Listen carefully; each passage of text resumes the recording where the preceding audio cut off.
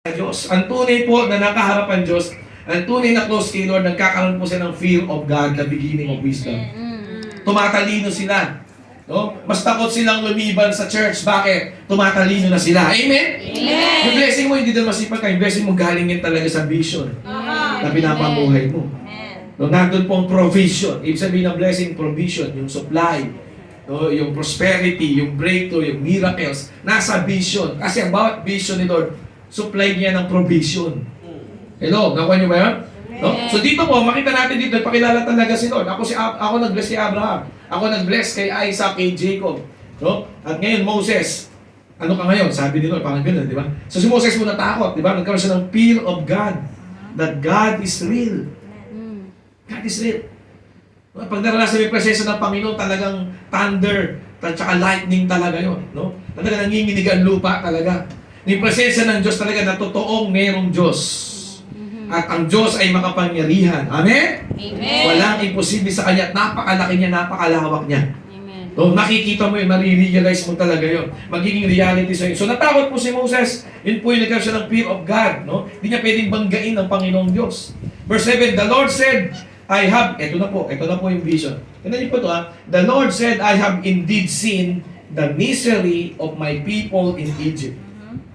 Ito na. Ito na yung puso ng Diyos. Nakita niyo po, pagka si Lord nagparana sa iyo, pagka si Lord nagpakilala sa iyo, sasabihin ni Lord sa iyo yung tibok ng puso niya. Ano sabi ni Lord sa verse 7? Nakikita ko yung miserableng buhay ng mga Chinese sa Hong Kong.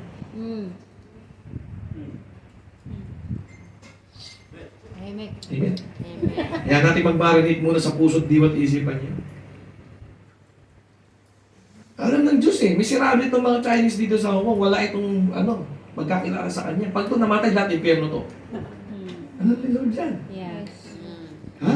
Yan yung vision. Yan yung nakikita ng Diyos. Miserable. Hello? Sabi po dito, I have heard them crying out because of their slave drivers. Diba? Nakita ko sila, puro trabaho lang. Diba? No?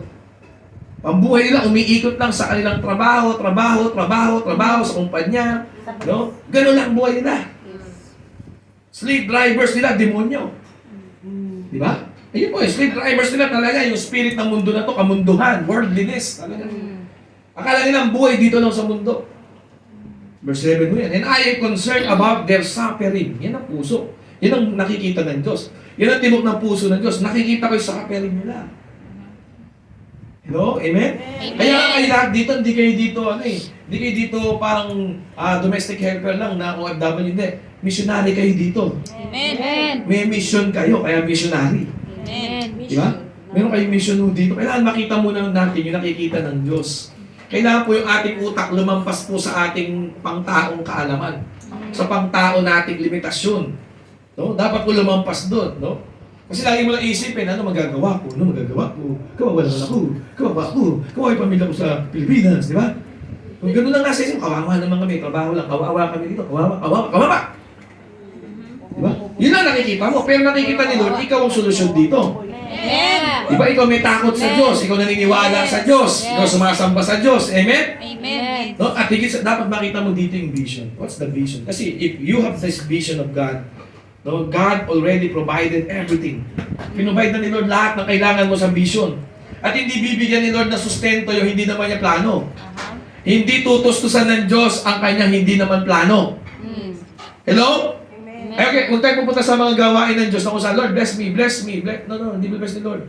Kasi baka iba plano mo kay Lord. Di ba? Pang sarili, pang pamilya lang mo. Di ba? Makikinabang doon. Di ba? No, meron ka lang tayong pinaglalaban dignidad sa Facebook. Di ba? Ganun lang. No? Ang gusto ng Panginoon, ano ba yung plano niya na nilalakaran mo na? Hello? Ano yung gusto niya na gusto mo na din? Amen?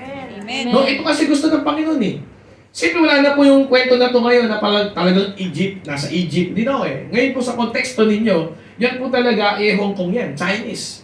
China yan, di ba? Yan niya, kaya kayo nandito Tingnan niyo, dito kayo mabibless, dito kayo iingatan ng Diyos, dito kayo paprotektahan ng Diyos. Bakit kayo ingatan ng Diyos? Yeah.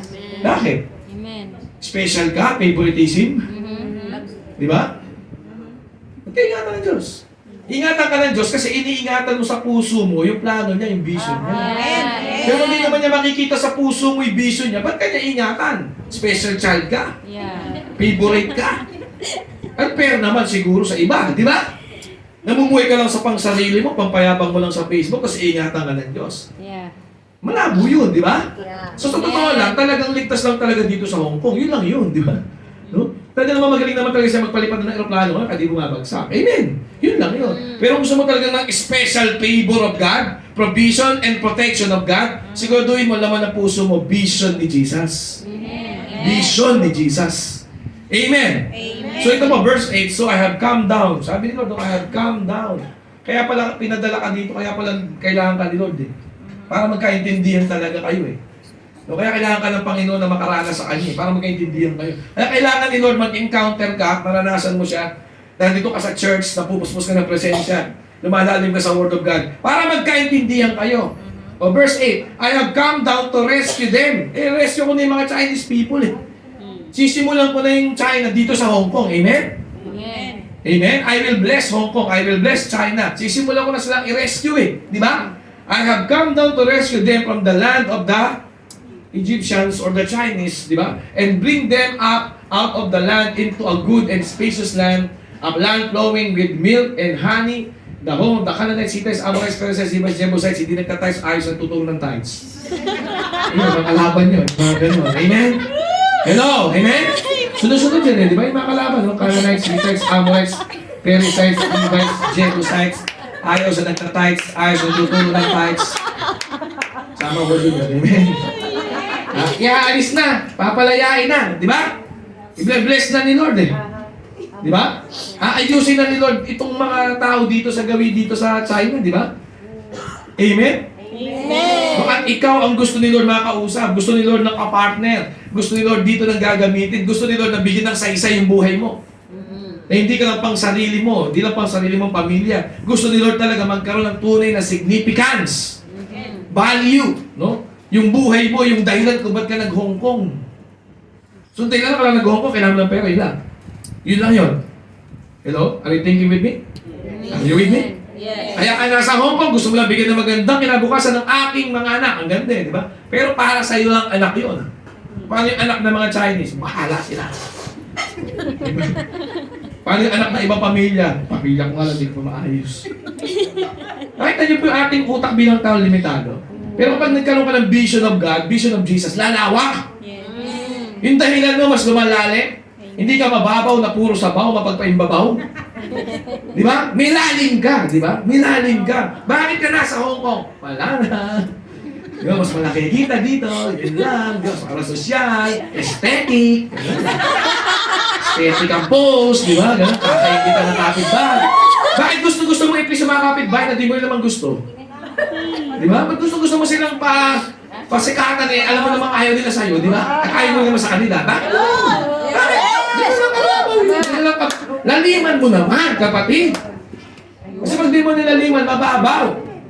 Ang mababaw, madaling mahugot, di ba? Ang mababaw, sabaw, di ba? Walang lasa, di ba? Ang mababaw, mapagpaimbabaw, kalaunan, pagtagal, ibig sabihin, magpapanggap ka lang. Laliman mo natin. Kasi pag nilaliman mo, eto, bakit? Eto, tutulungan ko yung mga Chinese na to. Alam niyo po, lumalakad kami dito, no? Nakita ko sana, madali naman silang sharean eh. Tama. Madali naman share. Di ba naman sharean yung mga businessman, yung mga boss, yung mga amo eh, di ba? Sa kanya yun. Sharean mo lang yung mga nagtatrabaho lang din sa mga nasa kanto, mga nasa back alley. Di ba? Yung alam mo talagang lupay-pay na rin ang buhay nila, di ba? You will be a blessing. Dito sa nation na to. Amen. Amen. Kaso pag lagi nakikita yung amo ko, nagiging ano na siya, no? Demonyo na, no? Lahat ngayon ng Chinese, dinadamay mo na, bahala yung buhay yun. Basta ako, may sweldo. Bumababaw siya. Ang babaw mo. Sabi mo sa tayo, laliman mo naman. Laliman mo. Ang sweldo, magpapakilay ako. Ganun lang. Ganun lang. Walang problema sa kupa sa pagkakilay. Pero siyempre, huwag lang puro kilay mo paganda. Yung paganda yung buhay ng iba, yung mga Chinese. Amen. Tulungan mo sa mga kilala kay Jesus Christ. Amen. No? Eh, si Lord kasi ang puso niya, I have come down to rescue them. Ikaw gagamitin niya, kaya ka tinawag eh. Hindi ka na tawagin kung di ka isasali. Ba't ka sasali ni Lord? Wala kasing sasay buhay natin. Kung di ako isasali ni Lord sa vision niya, walang sasay buhay ko. Wasak-wasak, pampamilya ko lang, pang sarili lang, no? Tapos pag namatay, impyerno lang, gano'n lang. Ganun lang ang buhay ko, di ba? Kung di ako idadamay ng Diyos. Kaya nagkakasaysa ang buhay natin dahil sinasali tayo ng Diyos kahit saling pusa lang tayo. Amen. At least kasama ka ni Lord sa vision niya. Pero kapalito nito, siyempre, bibitawan mo yung sarili mong vision. So, tignan mo, tapusin natin, verse 9. Tignan natin verse 9. No? And how the cry of the Chinese has reached me. Ano akala mo, ikaw lang nagpipray? Yung mga Chinese din. Ha? Hello? Amen? Amen. Amen? Kaya mo talaga silang tulungan. Kasi sila mismo, they want to experience real blessing na more than sa finances. More than sa material things. Kaya sila nagtatrabaho. They are searching for something na only God can give. Amen? Amen. Amen? Amen. They want to satisfy themselves, pero hindi nila mahanap kung ano yun. Akala nila sa religion nila yun. Akala nila yun yung sa kanila economy. Hindi. Si Jesus ang kailangan nila. They are looking for God. Kaya si Lord, alam ni Lord din.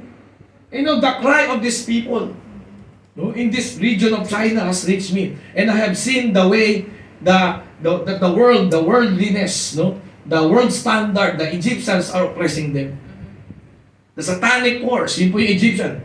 Dito po sa lugar na ito is oppressing these people. So ito po yung kwento ng buhay ni Moses.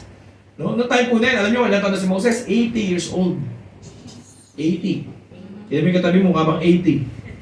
Mukhang 18 lang yan di ba? Amen? No?